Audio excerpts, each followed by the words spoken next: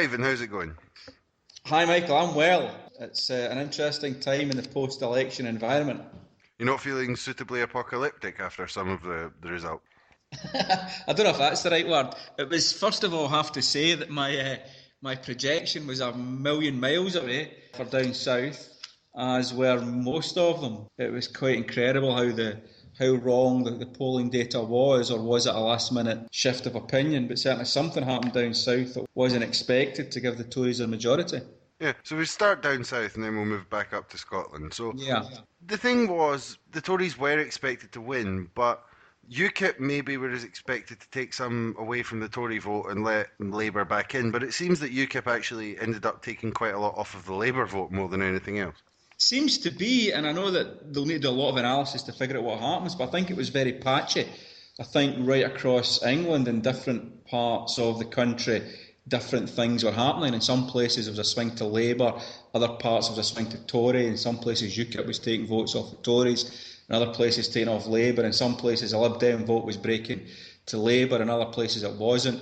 There was a whole range of different things going on, and I think every part of England was perhaps behaving differently, which is why when they did their universal swing models, it didn't come out with the right kind of answer. Is there a certain element of the people just didn't like Ed Miliband? I think, right through the campaign and through the whole Parliament, there's been that issue and the issue around about Labour's record on the economy. Both of those people have said at the end of the day they'll count against Labour enough to stop them getting in. And the polls kind of suggested there weren't issues anymore, or they were much reduced, but it looks like enough people still thought they were important enough to swing their vote at the end of the day. I'm someone that would generally be against personality politics, and even though I'm against that way of conducting elections, you can't deny that it still has an effect. It still is an important thing, even if you would like it to be or not. Well, absolutely true. And it's interesting to see the way that the Labour Party now going about the process of picking a new leader. It's a mad dash panic. Who's the best personality to put in as their new leader? Whereas what they really need is a period of time to figure out what their strategy is going to be. And once you've figured that out, it gets easier to see who the leader's going to be. But it descends very quickly into personalities. And if you compare that to the way the SNPs tended to operate, which is much more of a smooth transition, and the strategy is kind of clear and developed. So it's a different way of going about it, and you can see which one is the most successful, because at the end of the day there isn't one person that's got all the answers to this in Labour or anywhere else, and you need a team effort and you need a lot of people all pulling in the same direction, which I don't think they've got. And also, SNP, clear anti-austerity voice, something different on the menu, more or less. And they got an exceptional result. Labour tried to do Tories light and did not get the result they wanted. However, what we're also seeing is some of the Labour Party arguing that they need to push more to the left and have that anti-austerity voice, but usually the ones we see on the TV are the so-called big hitters, and they're arguing that Labour should be pushing even more to the right. Well, I think the reality of it is that we're two different countries. And I suppose for us to try and tell the Labour Party in England what they should do to win votes in England is as out of touch as what we've seen from parties down south trying to understand the political environment in Scotland. It is different. I think it may well be that down south they need to do different things, which kind of points up the ridiculous position they're in, where they're trying to face in two directions in two different countries at the same time. Yeah, so let's move to Scotland now then. It turned out as 56, which seems a remarkable number. I was thinking it would possibly be 40 to 45, but 56, did it really surprise you, or were you secretly kind of expecting something like that? Oh, I said beforehand we would expect something in the 40s, and we could be pleasantly surprised on the upside, and we were. I think it was a kind of paradox we've got, whereas down south, everybody believed the polls and they were completely wrong. And in Scotland, nobody believed the polls and they were completely right. So I don't know what you make of that. But logically, there was no reason not to believe we weren't going to get a good number, because every constituency there was some where you said it might have been closer. Glasgow North East or Kirkcaldy, where there were some very big Labour majorities, but they swung right over.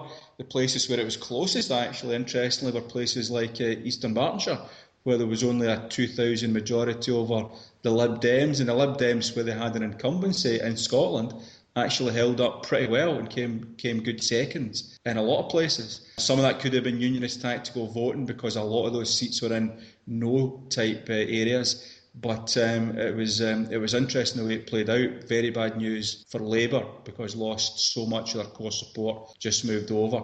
And the other interesting thing, which I don't know if there's any data on it yet, but certainly my experience and other people's experience standing at polling stations all day, was there was quite an interesting age demographic dynamic as well. There tended to be younger, by which I mean people under 50 or even under 60, more likely to be SNP voters, and older voters more likely to stick with Labour, which isn't really a surprise given what we know about the voting patterns in the referendum.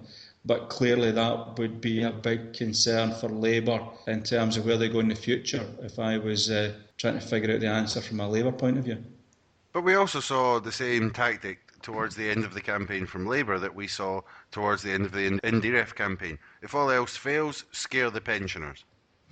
Oh yeah, I mean, and the whole thing was mad, because Jim Murphy went from trying to woo yes voting Labour, ex-Labour supporters at the start of the campaign, right through to trying to woo no voting Tories at the end of the campaign, and as you say, employing Project Fear tactics as well, which is instinctively what they reached for when they found out with a few weeks to go that they were making no progress at all.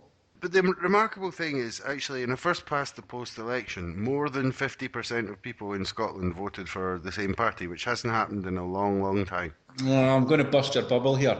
49.97% voted SNP. They missed 50% by 1,600 votes across all of Scotland.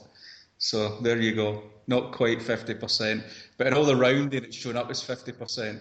So I think we can just count it as 50%. When you round it to two decimal places, you get 50%. So we can count, or to one decimal place, you get 50%. So we can maybe let them away with that and say it was 50%.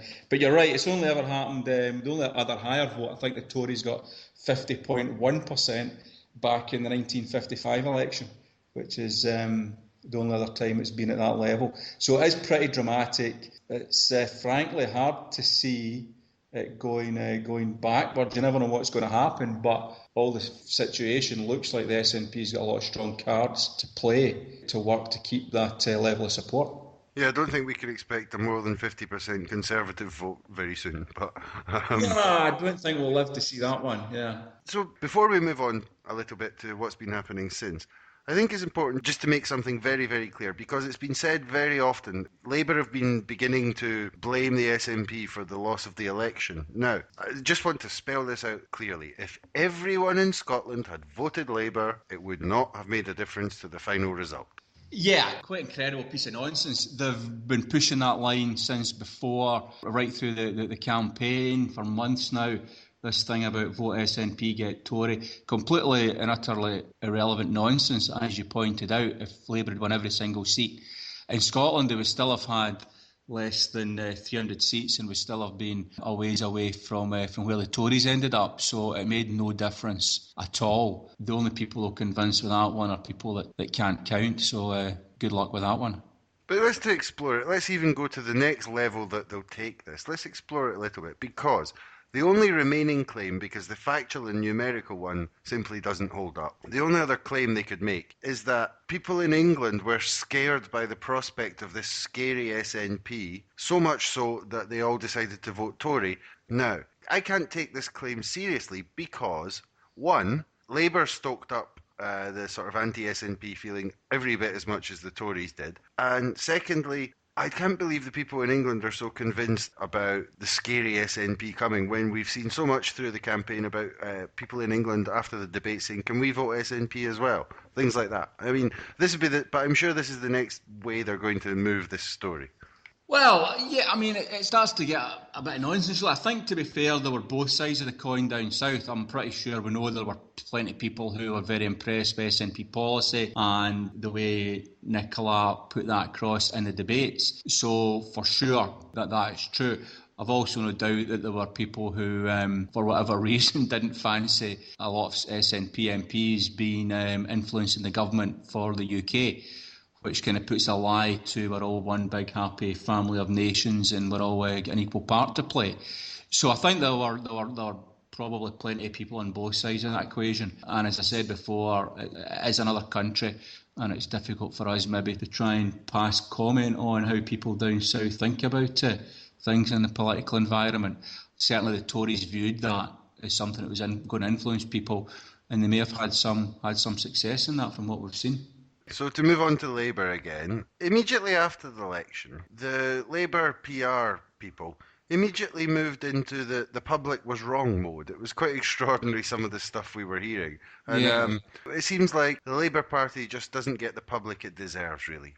Yeah. There's a quote. I can't remember who it was, and maybe somebody will tweet in and remind us. But if you don't like the result, you need to get yourself a new electorate. So I think that's kind of Labour attitude at the moment, which is what happens when you suffer big defeats like that. You try to get your head around what went wrong and why people didn't vote for you, and some people come to the conclusion that it wasn't their fault, it was the electorate's fault. But yeah, they've got a long process to go through to recover, if ever. And it may well be that Labour in Scotland needs to become completely independent from Labour south of the border, which there's no reason why they shouldn't be. And it's quite possible that they'll end up at some point in the next few years with a policy that's much more leaning towards independence, if not full independence, then a much more substantial form of home rule could end up as a policy. But they need to go back to square one and basic principles and figure out what the purpose of the Labour Party is. Because if all it is a repository for unionist votes that don't want to vote Tory, then it's not a happy place for them to be electorally going forward. Has IndyRef actually been the ultimate Pyrrhic victory for the Scottish, or for Labour in Scotland? Well, it would seem that way because if you deep down, the main reason, as we all know, and as they all know, that Labour were arguing for a no vote wasn't on any points of principle. It was on the fact that they'd 40 Labour MPs that wanted to keep their seats and that London Labour wanted to keep the lobby fodder. So for them to have lost that, really, as you say, it's a very hollow victory for them.